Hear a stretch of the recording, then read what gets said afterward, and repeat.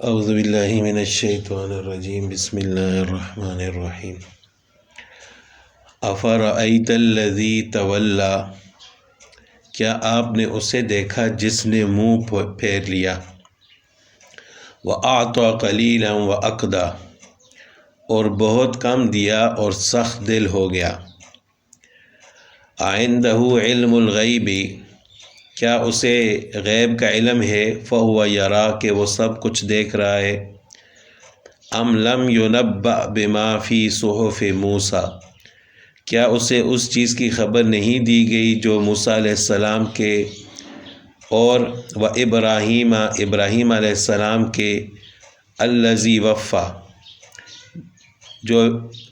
جو ابراہیم علیہ السلام جو کہ وفادار تھے ان کے صحیفوں میں تھا، لا تزر وازرۃ وزر اخری، کہ کوئی شخص کسی دوسرے کا بوجھ نہ اٹھائے گا۔ ان آیات کا شان نزول یہ ہے کہ کوئی شخص اسلام لے آیا تھا، اس کو کسی ساتھی نے ملامت کیا کہ تو نے اپنے باپ دادا کا دین کیوں چھوڑ دیا؟ اس نے کہا میں اللہ کے عذاب سے ڈرتا ہوں۔ وہ بولا کہ تو مجھے کچھ دے دے تو میں آخرت کا تیرا عذاب اپنے سر پر رکھ لوں گا، تو عذاب سے بچ جائے گا۔ چنانچہ وہ اسلام لانے والا شخص اس نے کچھ دے دیا، اس نے اور مانگا تو اس نے کچھ اور دے دیا، اور باقی جو بچا تھا وہ ایک دستاویز گواہوں کی موجودگی میں لکھ دی اور مزید دینے سے انکار کر دیا۔ تو یہ اسی شخص کے بارے میں ہے کہ افرأیت الذی تولی وأعطى قلیلا وأکدی، کہ تھوڑا سا اس نے دیا اور پھر دینے سے رک گیا۔ اکدا یہ قدیہ سے مشتق ہے۔ قدیہ اس سخت پتھر کو کہا جاتا ہے جو کوئی کنواں یا بنیاد کھودتے ہوئے زمین سے نکل آئے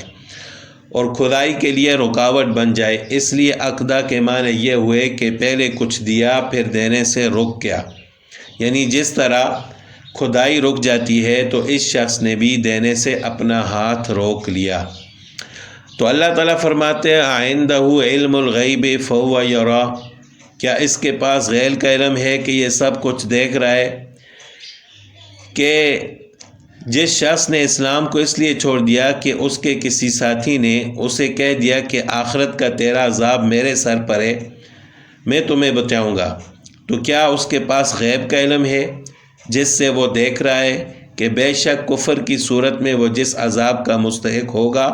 وہ عذاب یہ ساتھی اپنے سر لے لے گا اور مجھے بچا دے گا؟ کیا ایسا ہو سکتا ہے؟ جب کہ اللہ تعالیٰ نے تو موسیٰ علیہ السلام اور ابراہیم علیہ السلام کے صحیفوں میں بھی یہ بیان فرمایا ہے کہ اللہ تزر وازرۃ وزر اخری، کہ کوئی شخص کسی دوسرے کا بوجھ نہ اٹھائے گا، وَأَن لَيْسَ لِلْإِنسَانِ إِلَّا مَا سَعَىٰ، اور یہ کہ ہر انسان کے لیے صرف وہی ہے جس کی کوشش خود اس نے کی، یعنی اس نے اچھا عمل کیا یا برا عمل کیا تو اسی کا بدلہ اس کو ملے گا۔ ایسا نہیں ہو سکتا کہ کوئی یہ کہے کہ تم مجھے اتنے پیسے دے دو تو میں تمہارا عذاب اپنے سر لے لیتا ہوں، قیامت میں تمہیں کوئی عذاب نہیں ہوگا، ایسی بات نہیں ہو سکتی۔ وَأَنَّ سَعْيَهُ سَوْفَ يُرَىٰ، اور یہ کہ بے شک اس کی کوشش عنقریب دیکھی جائے گی، ثُمَّ يُجْزَاهُ الْجَزَاءَ الْأَوْفَىٰ، پھر اسے پورا پورا بدلہ دیا جائے گا۔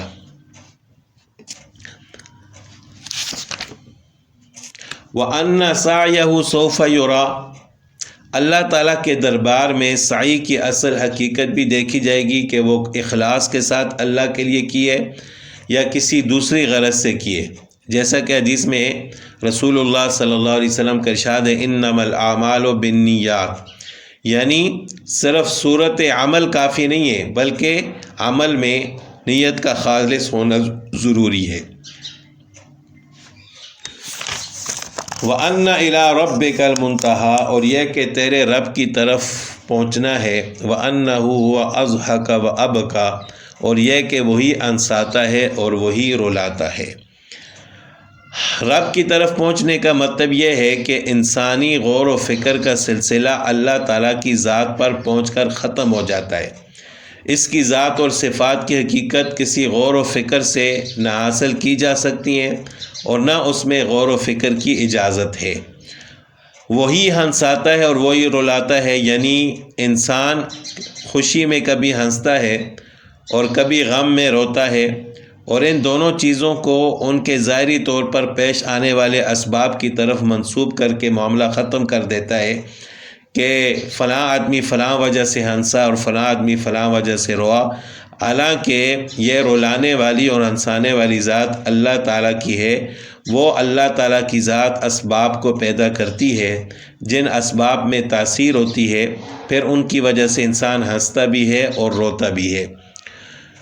وَأَنَّهُ هُوَ أَمَاتَ وَأَحْيَا، وہی مارتا ہے اور وہی زندہ کرتا ہے۔ وَأَنَّهُ خَلَقَ الزَّوْجَيْنِ الذَّكَرَ وَالْأُنثَى، اور یہ کہ اس نے جوڑا یعنی نر اور مادہ پیدا کیا، من نطفۃ اذا تمنى، نطفہ سے جب کہ وہ ٹپکایا جاتا ہے، وَأَنَّ عَلَيْهِ النَّشْأَةَ الْأُخْرَى، اور یہ کہ اسی کے ذمے ہے دوبارہ پیدا کرنا، وَأَنَّهُ هُوَ أَغْنَى وَأَقْنَى، اور یہ کہ وہی توانا بناتا ہے اور سرمایہ دیتا ہے۔ اغنا اور اقنا غنا کے معنی مالداری کے ہیں، اغنا کے معنی دوسرے کو مالدار بنا دینا، اور اقنا قنیہ سے مشتق ہے جس کے معنی محفوظ اور سرمایہ کے ہیں۔ مراد آیت کی یہ ہے کہ اللہ تعالیٰ ہی لوگوں کو مالدار اور غنی بناتا ہے،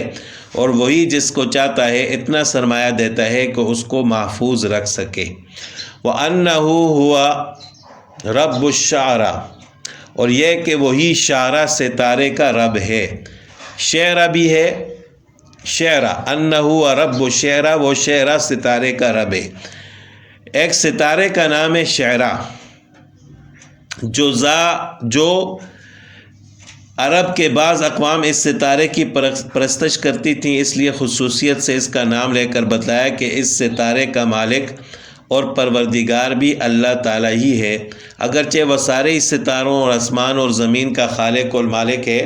لیکن یہاں پر خاص طور پر اس ستارے کا نام اس لیے لیا گیا کہ عرب کی ایک قوم اس ستارے کی عبادت کرتی تھی۔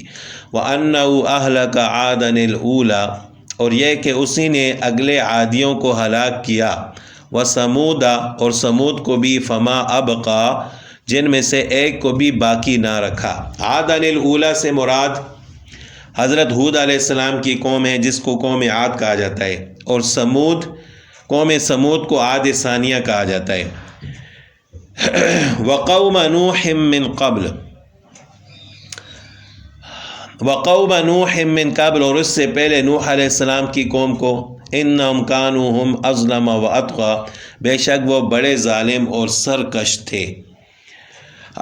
اللہ تعالیٰ نے قوم عاد کو دنیا کی سخت ترین قوم بنایا تھا۔ حضرت ہود علیہ السلام کو رسول بنا کر ان کی طرف بھیجا گیا، نافرمانی پر ہوا کے طوفان کا عذاب آیا اور پوری قوم ہلاک ہوئی۔ قوم نوح علیہ السلام کے بعد عذاب سے ہلاک ہونے والی پہلی یہ قوم تھی، تو اس سے پہلے نوح علیہ السلام کی قوم پر عذاب آیا تھا، اسی وجہ سے اللہ تعالیٰ نے فرمایا کہ وَقَوْمَ نُوحٍ مِّن قَبْلُ، اس سے پہلے نوح علیہ السلام کی قوم کو اللہ تعالیٰ نے ہلاک فرمایا۔ وَالْمُؤْتَفِكَةَ أَهْوَىٰ، اور مؤتفقہ شہر اسی نے الٹ دیا۔ مؤتفقہ کے لفظی معنی مؤتلفہ کے ہیں، یعنی یہ چند بستیاں اور شہر متصل تھے۔ حضرت لوط علیہ السلام ان کی طرف مبعوث ہوئے، نافرمانی اور بے حیائی کے اعمال کی سزا میں ان بستیوں کو جبرائیل امین نے الٹ دیا۔ فغشاها ما غشا، پھر اس پر چھا گیا جو چھایا۔ فبأي آلاء ربك تتمارى، پس اے انسان تو اپنے رب کی کس نعمت میں جھگڑا کرے گا۔ تتمارا، تمارا کے معنی جھگڑا اور مخالفت کرنا ہے۔ حضرت عبداللہ بن عباس رضی اللہ تعالیٰ عنہ نے فرمایا کہ یہ خطاب ہر انسان کو ہے کہ سابقہ آیات اور صحف موسیٰ و ابراہیم علیہ السلام میں آئی ہوئی آیات ربانی میں کوئی ذرا بھی غور و فکر کرے تو اس کو رسول اللہ صلی اللہ علیہ وسلم اور آپ صلی اللہ علیہ وسلم کی وحی اور تعلیمات کے حق ہونے میں کوئی شک و شبہ باقی نہیں رہے گا۔ ھذا نذیر من النذر الاولی، یہ نبی ڈرانے والے ہیں پہلے ڈرانے والوں میں سے۔ حاضہ کا اشارہ رسول اللہ صلی اللہ علیہ وسلم یا قرآن کی طرف ہے، اور یہ بھی پچھلے رسولوں اور پچھلی کتابوں کی طرح اللہ تعالیٰ کی طرف سے ایک نذیر بنا کر بھیجے گئے ہیں جو صراط مستقیم اور دین اور دنیا کی فلاح کی طرف بلانے والے ہیں۔ ازفت الازفہ، قیامت نزدیک آ گئی، لیس لہا من دون اللہ کاشفہ، اللہ کے سوا اس کو کھول دکھانے والا اور کوئی نہیں ہے۔ افمن ھذا الحدیث تعجبون، پس کیا تم اس بات سے تعجب کرتے ہو، وتضحکون ولا تبکون، اور ہنس رہے ہو اور روتے نہیں ہو۔ ازفت الازفہ، ازفہ بمعنی قربا، معنی یہ کہ قریب آنے والی چیز قریب آ پہنچی، جس کو اللہ تعالیٰ کے سوا کوئی ہٹانے والا نہیں ہے، اس سے مراد قیامت ہے۔ افمن ھذا الحدیث تعجبون وتضحکون ولا تبکون،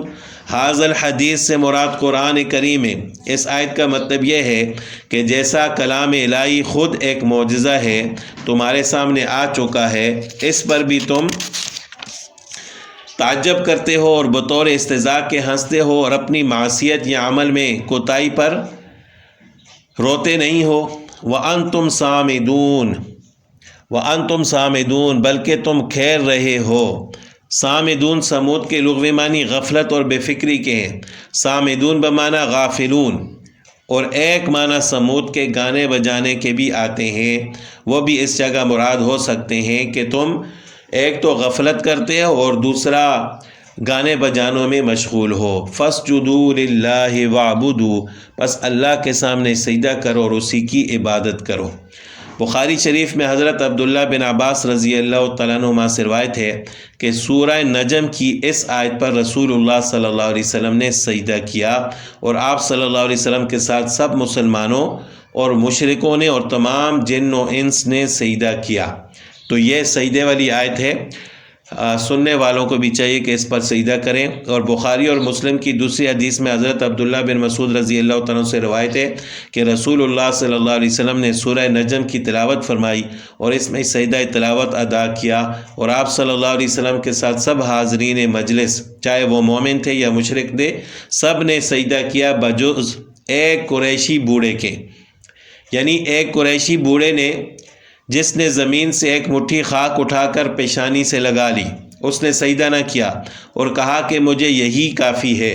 حضرت عبداللہ بن مسعود رضی اللہ تعالیٰ عنہ نے فرمایا کہ پھر میں نے اس شخص کو حالت کفر میں مقتول پڑا ہوا دیکھا۔ اس میں اشارہ اس طرف ہے کہ اس وقت آپ صلی اللہ علیہ وسلم کی اتباع میں مسلمانوں کو تو سجدہ کرنا ہی تھا، مشرکین اس وقت جو حاضر تھے اللہ تعالیٰ نے ان پر بھی کچھ ایسی حالت غالب کر دی کہ سب نے سجدہ کیا مجبور ہو کر، مگر اس وقت ان کا سجدہ بوجہ کفر کے کچھ ثواب نہ رکھتا، یعنی وہ کافر تھے، اس وجہ سے ان کے سجدے کا ان کو کوئی ثواب نہیں ملا۔ بہرحال جو شخص بھی سجدے والی آیت پڑھے یا سنے تو اس کو چاہیے کہ وہ سجدہ کرے۔